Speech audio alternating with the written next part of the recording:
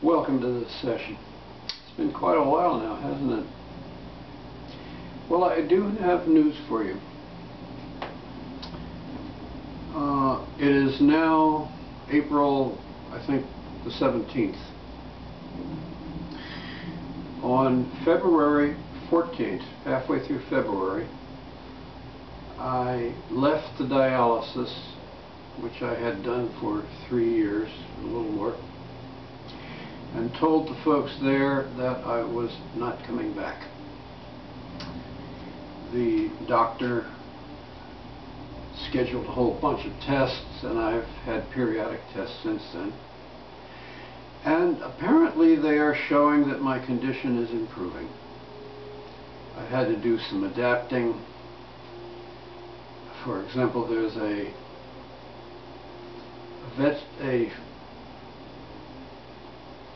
German compound called Floridix that I can get at the local health food store, which seems to bring up my iron a little bit and helps me think and react more clearly. And at this point there isn't much more going on. I've had weekly blood tests and now they're going down to monthly. I decided toward the end there that the dialysis was not helping with my tennis game, and well, first things first. And apparently it worked. I'm a good deal healthier now.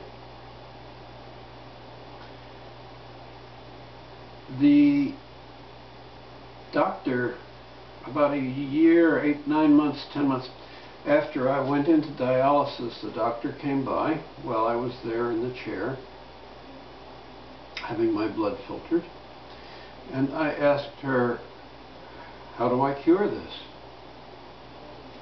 And her answer was quite clear. She said, no, you can't clear it. Once you've been in dialysis this long, the kidneys are gone. They can never recover. The people here, they last for various lengths of time, but eventually they die. I found myself wondering about that. And it became apparent that the other people in the clinic that I was talking to were not really thinking about how to cure themselves, or if they were, they weren't discussing it with me anyway.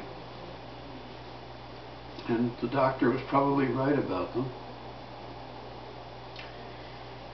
Anyhow, it is pretty clear that I have some good functioning kidneys. So a whole lot of this comes down to being able to trust my intuition about what is worth doing and what is really happening. So I asked my body, how is this possible? Was the doctor correct in her statement? And to my shock, the body said the doctor was absolutely correct. The kidneys that I had at that point were almost worthless.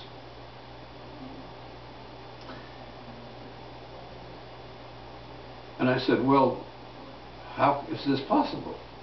And it said, you have done a lot of work with your digestive tract. And one of the results of that is that you are able to produce the good, strong acid, HCl, in your stomach when you're digesting your food, and that's giving you better digestion.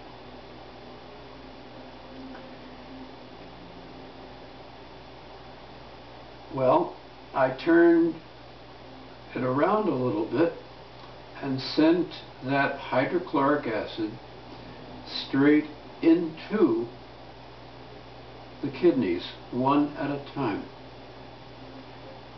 Essentially, each kidney was digested in place inside its own skin. And the kidney was then sent out through the digestive tract as waste and discarded. I said, but the body said, no, wait a minute. We just created a new kidney for you. I said, is that possible? And the body said, well, are you still in dialysis? I said, no, and in fact, I'm getting better. And the body said, well, you should be. But realize that you are a 180-pound man who likes to play tennis,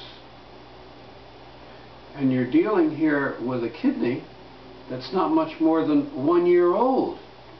It's still pretty small, Richard. Oops. Well, I've taken it kind of quiet lately, but I've been doing some tennis. And I know when to quit, because I've learned to listen. And that's fine. That seems to be working out. So it's been more than 2 months now. And it is obvious that as I stand in front of you now, I'm a whole lot healthier than I was 2 months ago. Doesn't look like I need dialysis at this point. Apparently, the new kidneys, and there's 2 now, they were both replaced, are doing fine. They're growing like crazy. Of course, they're both very young, and that's fine too. And so I don't try to stay on the court as long as I used to. I'm very grateful. That said, I have done some wondering lately. This is a completely separate subject, folks, and I apologize for doing it, but I think it's useful. I was thinking about the old story in the Old Testament of the Jews in Egypt who were told by God to leave this place they were more or less comfortable in and find another place to live. During the discussion, the Bible speaks of the death of the firstborn, plagues. Now, we know that the Nile essentially is, well, it was much more of a sewage dump than it is now. Now they have modern sewage plants for a lot of the people there, and it's helping. Still, it's still pretty dirty water. And I find myself wondering if the Jews were basically being asked to find a place to live that was quiet and was clean. So they found a place which did not have a whole lot of people in it, and it was quiet, and they could graze their sheep and goats quietly, generally. And I suspect they lived to older ages than they did in Egypt. I find this has meaning to me. If I look at my beautiful cat and the dogs that I meet that I like very much, they have heads that basically go up about this much above the eye and then cut off. And people tell me that the reason for this, all of this up here, is the cortex, which is a part of the brain that these other animals have either no or very minimal amounts of. I've also been told that the cortex uses a huge percentage of the oxygen we breathe. while we're conscious. Much larger percentage than almost anything else in the body. That's expensive. What's it for? I know humans are different. Of course we are. We've created all these beautiful machines. We've created that great camera right there. Cars and airplanes, and we fly around. I understand. Has it lengthened our lives? After all, if the purpose of the cortex is to learn, we learn from experience. Yes, I know some of us have been in college, and you know, I taught colleges for some 30 years, and I do have my PhD, so I like learning. But one of the things that I'm realizing is there are some pretty strict limits to what you can learn when you're too young. And I'm wondering if the ages at which we now expect to sicken and die are so young that it is simply not possible for us to reach the place at which this cortex is designed to produce. The Bible, in several places, I believe, check me on this, says that Abraham experienced joy, and some of the other people with him, as he aged.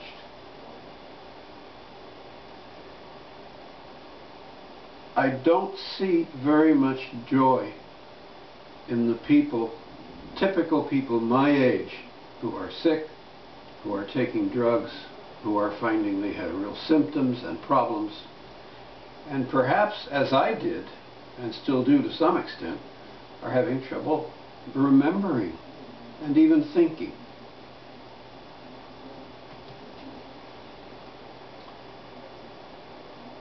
The cortex perhaps is designed to live in a clean world, and perhaps the Jews were asked to leave and find one, maybe a quiet world as well. And perhaps for a while they were successful.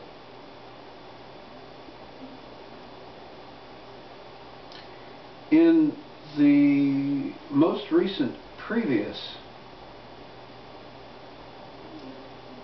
YouTube I discussed mercury and a method for eliminating it from my body. I'm now convinced that the method was not totally successful, but it was close. And I've extended it. If you try using that method or similar ones, you'll probably come across the same ideas yourself. I suspect that the role I want to take here is to extend my life, more or less indefinitely now, using these methods to free any toxins that have been trapped in my body, so that the body can remain healthy and strong at age. This is the critical point. We've reached the point of expecting that at age we will be unable to think, unable to remember, unable to be healthy. And this perhaps is due to these foreign toxins, which we humans ourselves have introduced into them. I wonder if it isn't time to start thinking about how to go back and recover the clean, pure, quiet environment that the Jews apparently were able to find by walking into the desert. Think about it. It's time to grow old. I have friends who are older than I am, maybe 5 years, 8 years, and several of them I've talked about age, and they look at me and they say, "You're a kid." Well, yeah, I'm maybe 5, 8 years younger than they are. I don't think that's what they mean.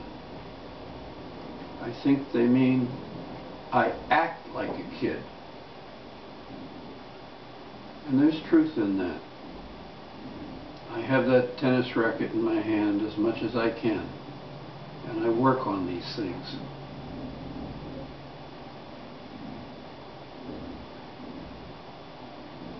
Perhaps that's the way to go. I recommend it to you.